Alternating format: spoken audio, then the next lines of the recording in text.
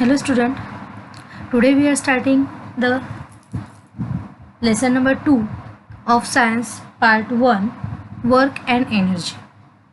आता work and energy, work म्हणजे काय तर काम आणि एनर्जी म्हणजेच काय तर ऊर्जा.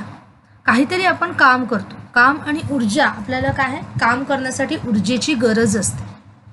तर खरं तर हा वर्क अँड एनर्जी हा काय आहे फिजिक्स या ब्रांचमधला लेसन आहे. जो आपण सायन्सच्या ब्रांचेस वेगवेगळ्या बघतो, फिजिक्स आहे, केमिस्ट्री आहे, बायोलॉजी आहे, झुलॉजी आहे, अशा वेगवेगळ्या प्रकारे मी प्रत्येक वेळेस तुम्हाला लेसन स्टार्ट होताना तो कोणत्या ब्रांचचा आहे हे सांगणार आहे आणि त्या दृष्टीने तुम्हाला त्याच्याकडे बघायचं. आता इथे दृष्टीने आपण म्हणतोय तर इथे सुद्धा वर्क अँड एनर्जी आत्ताच मी तुम्हाला म्हटलं काय की हा फिजिक्स ब्रांचचा लेसन आहे.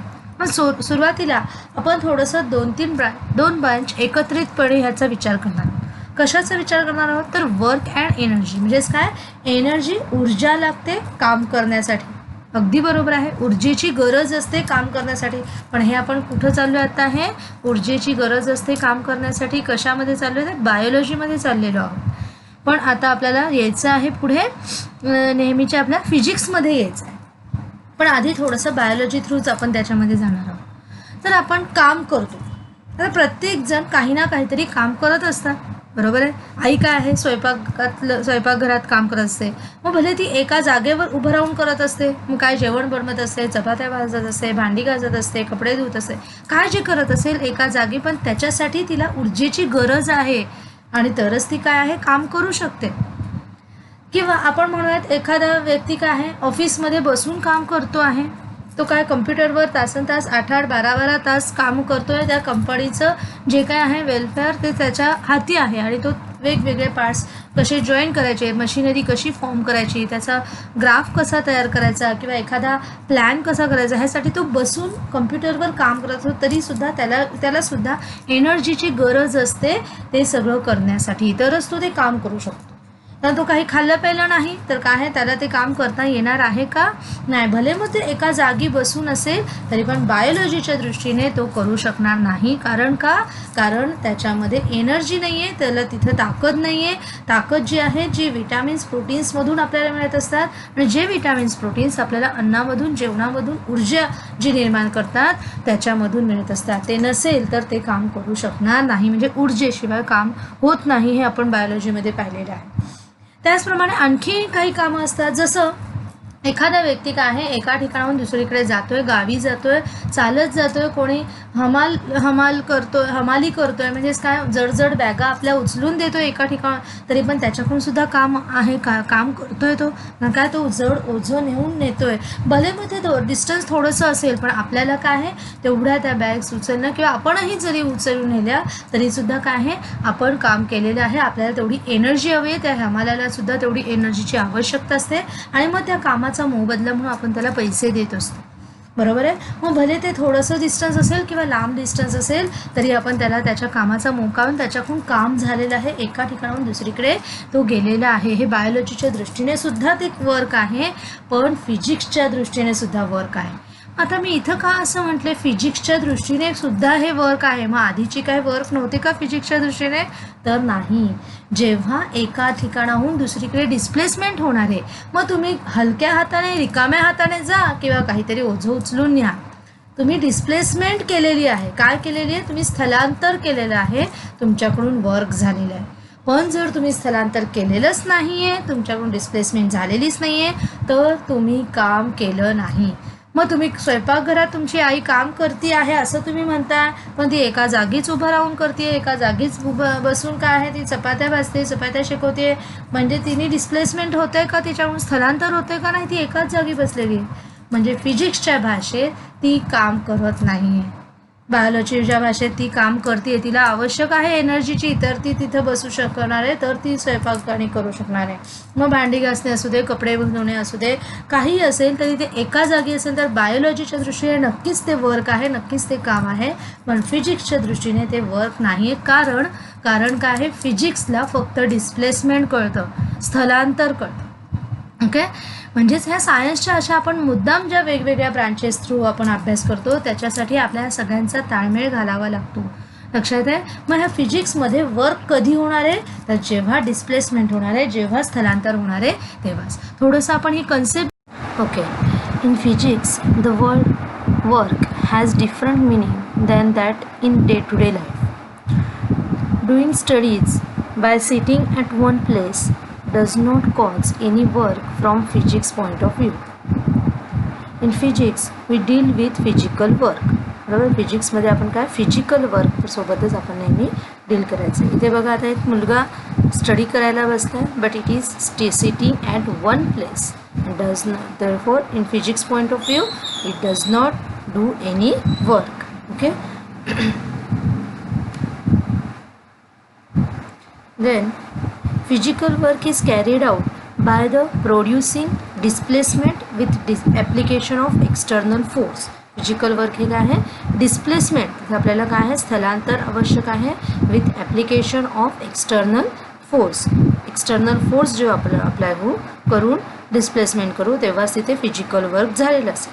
तसं या ठिकाणी आपल्याला दिसून येते की according to physics the work done by the laborer in carrying a heavy load from one place to another is zero. In this case direction of applied force and the displacement are perpendicular to each other. आपल्याला फिजिक्समध्ये काय दिसते हे, work done by labourer in carrying a heavy load from one place to another place is zero. त्याचं काय आहे, one place to another place is zero. In this case direction of, जेव्हा तो एकाच जागी उभा होता तेव्हा त्याच्याकडून काही डिस्प्लेसमेंट झालेलं नाही, जरी त्याने तो लोड हेवी लोड काय आहे कॅरी केला, म्हणजे कॅरी केलं उभा राहिला घेऊन, पण त्याच्याकडून वर्क डन झालेलं नाही. तेव्हा त्याने स्थलांतर केलं, then only the work is done. म्हणजे बघा आता लक्षात घ्या, जेव्हा आपण मगाच्या केसमध्ये बघितलं की फिजिकल वर्क हे कॅरीड आउट व्हायला पाहिजे, फिजिकली तो मूव्ह व्हायला पाहिजे. आता भले तो काय आहे मोशनाइज आहे, तर नक्कीच फिजिक्स पॉईंट ऑफ व्ह्यू काय आहे, तो काय आहे वर्क करत आहे. पण तो जर एकाच जागी उभा आहे, जड ओझं घेऊन उभा आहे, मग भले 50 किलोचा आहे, त्यासाठी त्याला नक्कीच फोर्स आवश्यक आहे. जरी आपण एखाद्या ठिकाणी नुसते उभे आहोत, जड वजन ओझं घेऊन उभे आहोत, तर आपली एनर्जी त्याच्यात वेस्ट होणार आहे. ते एनर्जीशिवाय ते आपण काम करू शकणार नाही आहे. तुमच्या पोटात अन्न पाणी नसेल तर तुम्हाला कदाचित तेवढं ओझं पेलू शकणार नाही, कदाचित तुम्ही तेवढं ओझं उचलू शकणार नाही, तुम्ही थकून जाल. कारण का बरं, तुमच्या शरीरातली एनर्जी संपलेली असेल. पण हे बायोलॉजीच्या दृष्टीने, फिजिक्सच्या दृष्टीने त्याने वर्क केलेलं नाही. In this case direction is आता हे जे काय आहे म्हणजेच काय, work done by the labourer in the carrying a heavy load from one place to the another place is zero. लक्षात आहे, one place to another place आहे ते काय आहे वर्क डन. त्याच्याकडून जर तो एकाच जागी उभे असेल तर तिथे वर्क डन काय आहे झिरो होणार आहे, तिथे वर्क डन होणार नाही. मग आता बघूयात आपण त्याच्या ह्या केसमध्ये आपल्याला फोर्स अँड डिस्प्लेसमेंट हे कसे परपेंडिक्युलर टू इच अदर असतात ते आपण बघूया.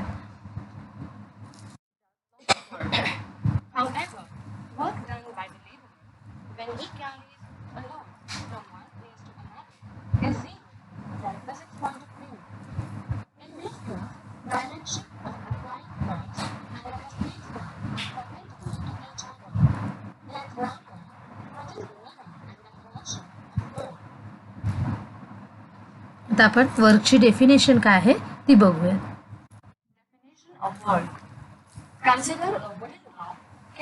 अजून एक आपण एक्झाम्पल बघतोय.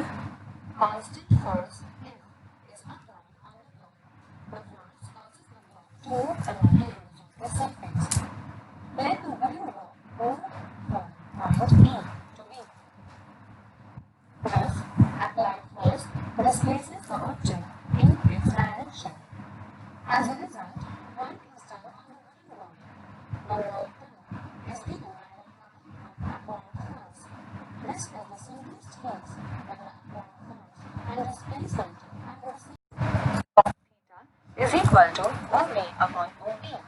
OP is equal to OT cos theta. F1 is equal to F cos theta. This is equal to limit of applied force F along the horizontal. तर इथे काय दिसलं आपल्याला, आता कॉस थीटा आपण त्याच्यातला घेतला ट्रिग्नोमेट्री मधला. त्याचा फॉर्म्युला काय आहे तर ओ बी आहे. तर इथे आपण नाव देऊयात, हा ओ बी आहे, ही पहिली त्याची पोझिशन आहे ती ओ, नंतर तो इथपर्यंत मोशनाइज होणार आहे बी, आणि इकडे त्याचा जो अप्लाय फोर्स होतोय तो ए, ओ बी असं झालं. मग ओ बी अपॉन ओ ए असा हा कॉस थीटा आहे, O B upon O A. आता O B is equal to O A cos theta, O B is equal to O A cos theta. O B आपल्याला किती झालं आहे हा काढायचा आहे, त्याचं डिस्प्लेसमेंट किती झालं आहे हे आपल्याला काढायचं आहे. म्हणून आपण ओ बी अपॉन ओ ए हे घेतलेलं आहे कन्सेप्ट, कॉसेस फक्त घेतला, दुसराही का नाही घेतला तर ह्याच्या मागे फक्त हा एकच कन्सेप्ट आहे की आपल्याला झालेली डिस्प्लेसमेंट काढायची आहे. त्याच्यामुळे आपण ओ बी त्याच्यामध्ये यायला पाहिजे. O B is equal to O A cos theta, O A cos theta. कसं झालं बघा, ओ बी डिवायडेड बाय ओ ए आहे. मग हा ओ ए इकडंच राहिला, ओ बी जो आहे तो इथंच राहिला, ओ ए जो खाली डिव्हिजनमध्ये तो कॉस थीटासोबत काय झाला मल्टिप्लिकेशनला गेला. म्हणून काय झालं आपल्याला equation O B is equal to O A cos theta. Okay. आणि मग ओ बी म्हणजे काय आहे आपण तसंच म्हटलेलं आहे, ओ बी म्हणजे F1 आहे. कोणता फोर्स आहे F1, आणि ओ ए म्हणजे काय F फोर्स आहे. मग F1 is equal to F cos theta असं आपल्याला इथे इक्वेशन मिळालं. तेच आता आपण आणखीन बघूया. F1 is the force along the direction of the displacement. Work done is equal to F1 into S, which is equal to F cos theta into S, which is equal to Fs cos theta. ठीक आहे. इथे आपल्याला काय तर दिसून येतं की F1 हा काय force along the direction of the displacement. F1 हा आपला रिअल फोर्स जो त्याचा इफेक्ट दिसलेला आहे की जो डिस्प्लेसमेंट झालेली आहे त्याची. म्हणून वर्क डनचा आपला फॉर्म्युला काय आहे तर force multiplied by S. S म्हणजे काय आहे डिस्प्लेसमेंट. मग एफ इंटू एस म्हणजेच काय आहे F1ची व्हॅल्यू काय ती आपण मगाच्या ह्याच्यामध्ये ट्रिग्नोमेट्रीवरून काढली आहे तर एफ कॉस थीटा ती आपण इथे पुटअप करूयात आणि एस आपला ॲज इट इज इथे खाली. म्हणजेच आता हा मल्टिप्लाय करूयात, कॉस थीटा एका बाजूला घेऊयात, एफ आणि एस बाजूला घेऊयात. एफ म्हणजेच काय फोर्स, एस म्हणजे डिस्प्लेसमेंट, आणि कॉस थीटा ही काय आहे इथे लागू झालेला काय आहे अँगल आहे. म्हणजे इथे फोर्स आणि एसचं म्हणजे डिस्प्लेसमेंटचं दोघांचं मल्टिप्लिकेशनच येणार, पण ह्याच्यासोबत आणखीन एक आपल्याला ट्रिग्नोमेट्रिक व्हॅल्यू येणार आहे, that is the cos theta. का बरं, कारण फोर्स कसा अप्लाय होतोय हा स्लॅन्टिंग मोशनने फोर्स अप्लाय होतोय आणि त्याचं डिस्प्लेसमेंट मात्र हॉरिझॉन्टली होतोय. म्हणून आपल्याला ट्रिग्नोमेट्रीची मदत इथे घ्यावी लागली. ओके. आपण आता नेक्स्ट कन्सेप्ट बघूयात.